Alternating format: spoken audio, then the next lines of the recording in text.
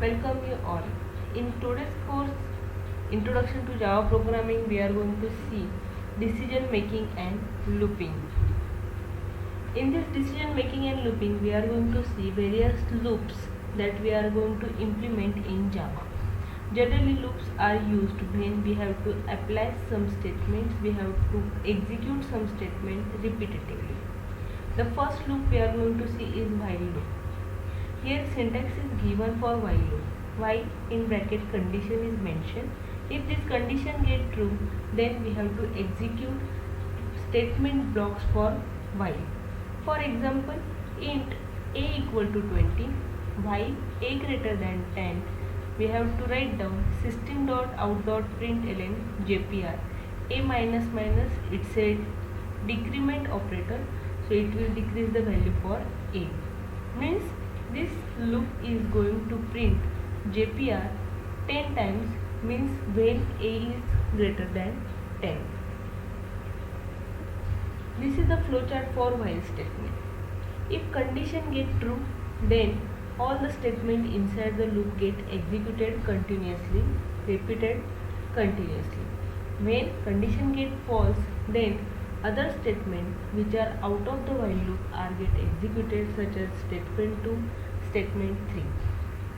Now the next loop is do while loop.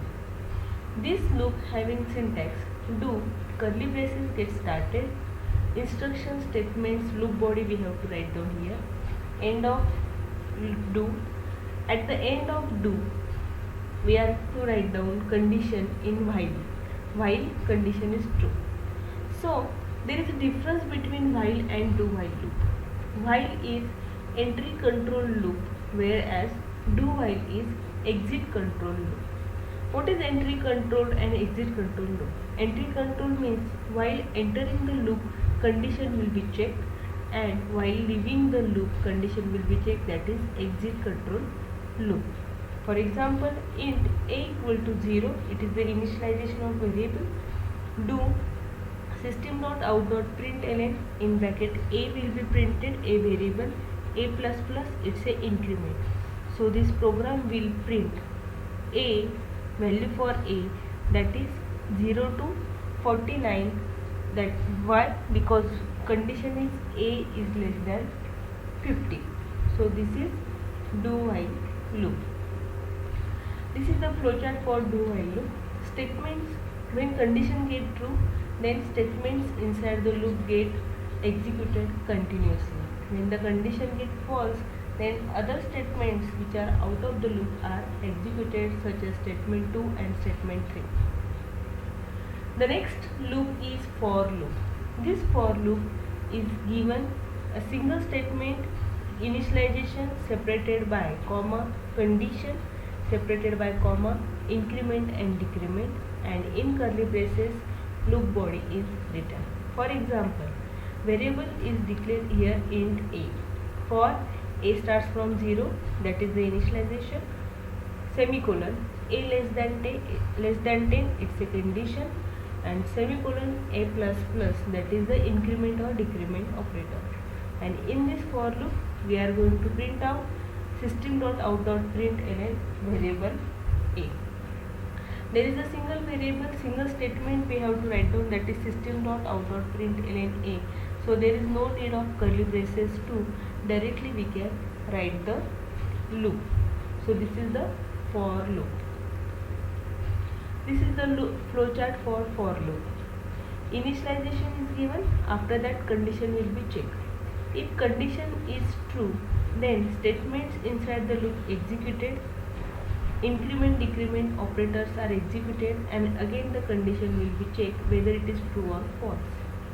When it is true, the continuously statements inside the loop and increment decrement will done, and after false the condition, other statements which are out of the loop for loop are executed, that is statement 2 and statement 3. The next loop is for each loop. This for each loop introduced in Java. It is mainly used to traverse array or collection elements. What are the advantages of this loop? It makes the code more readable. It eliminates the possibility of programming errors. Syntax for data type variable colon array or collection is mentioned, and curly braces statements are written that are to be executed.